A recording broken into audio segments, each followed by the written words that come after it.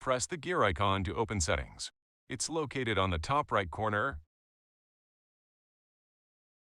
Make sure you're on the Accounts, then Email Accounts tabs. Press Add Account.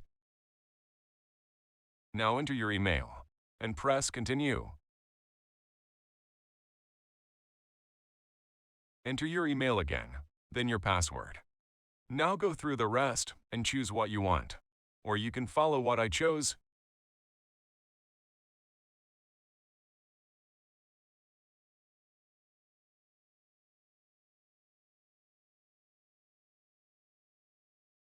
Now your email has been added.